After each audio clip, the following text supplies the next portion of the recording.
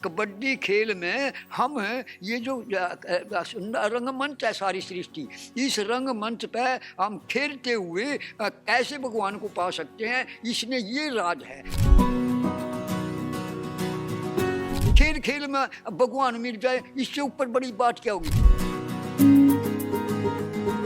नमस्कार, पंजाब केसरी देख रहे हैं आप। मैं हूं आपके साथ शुभिता। आज हम आपको एक ऐसे महान लेखक के साथ मिलवाने जा रहे हैं जिनकी ओर से कबड्डी जैसे लोकप्रिय खेल को भगवद गीता, योग और राष्ट्र निर्माण के साथ जोड़कर एक अनोखी पुस्तक जो है वो इनकी ओर से एक किताब लिखी गई है। हमारे साथ इस वक्त मौजूद हैं लेखक कृष्णाश्रम दंडी स्वामी जी। इनके साथ बातचीत करेंगे और जानेंगे कि आखिरकार इन्होंने किस तरह से इस किताब में जो बातें लिखी हैं और कैसे वो हमारी ज़िंदगी में या कबड्डी जैसे लोकप्रिय खेल के साथ भगवद गीता को जोड़ना, इस पर इनके जो विचार हैं, इस पर हम इनके साथ बातचीत करेंगे। सबसे पहले स्वागत कर लेते हैं। बहुत बहुत स्वागत है आपका पंजाब केसरी में। बहुत बहुत धन्यवाद, आपने मेरे को इस लायक समझा, उसके लिए मैं दोबारा फिर धन्यवाद करता हूँ। हम पहले हम जानना चाहते हैं कि किस तरह से बहुत ही खूबसूरत जो किताब आपकी ओर से लिखी गई है, इसमें जो अध्ययन आपने किया है या जो बातें लिखी हैं, कैसे आपको ये विचार आया कि कबड्डी जैसे लोकप्रिय खेल को आपने भगवद गीता के साथ जोड़ा और कैसे ये मेल खाता है, इसके बारे में बताइए। देखो, बात यह है, हमारा जो भारतवर्ष है ये साक्षात भगवान का घर है। और जो भगवान का घर है तो हम भगवान के हुए, तो भगवान से हमारा अपनापन है। तो अपनापन का अर्थ क्या है? अपनापन वो है जिसको न हम छोड़ सकें न वो हमारे को छोड़ सकें, हम उससे अलग ना हुआ, वो हमारे से अलग ना हुआ। तो ये जुड़ना जो योग है, इस योग को ये नित्य है। ना तो भगवान हमारे से अलग हो सकते और ना हम भगवान से अलग हो सकते। उसमें सारी सृष्टि आ जाती है। मतलब जो योग है वो नित्य योग है, निरंतर योग है।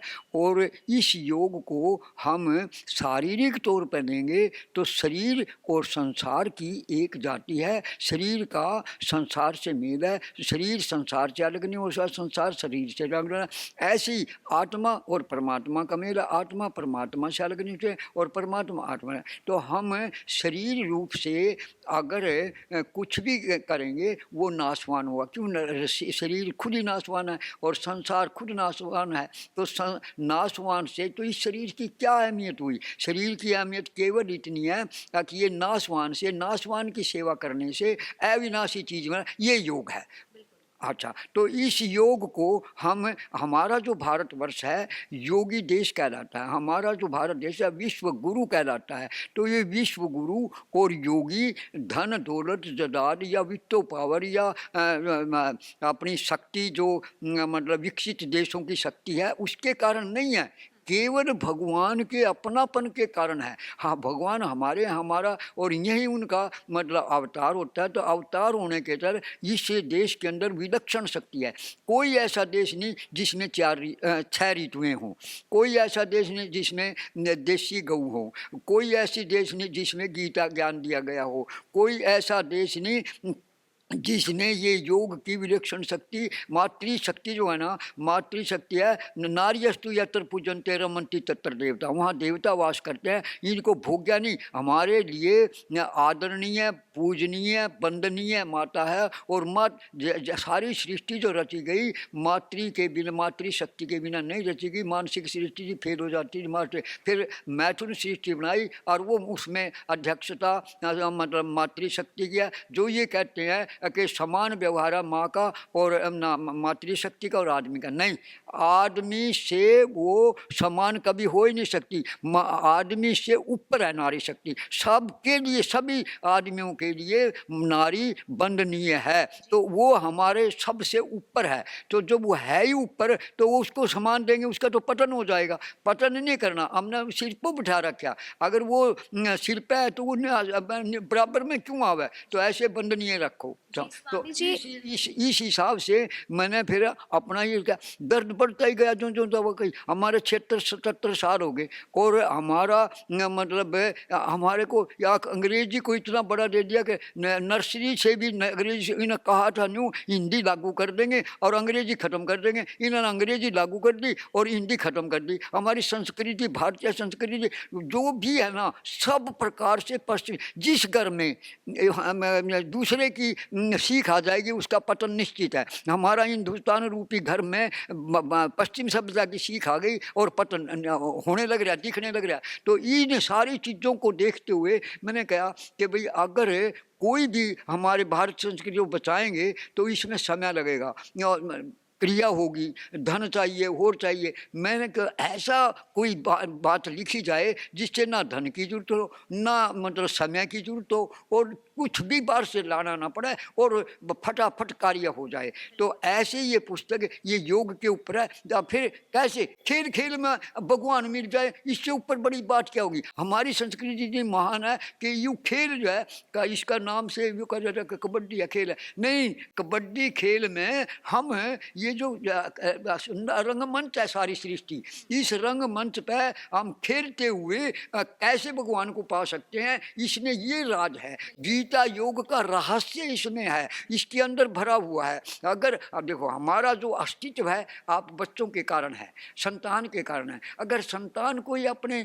संस्कार नहीं होंगे, उनको पता नहीं मैं कौन हूँ, कहाँ से आया, क्यों आया, क्या करना चाहिए, क्या मैं करने लग रहा हूँ, अगर उनके बारे नहीं पता ही नहीं होगा तो फिर क्या। एक आप जैसे बच्चे से मैंने पूछा बेटे क्या करते हो, अगर जी पढ़ती हूँ। क्यों पढ़ती है, कहने लगा अपनी जॉब करूँगी।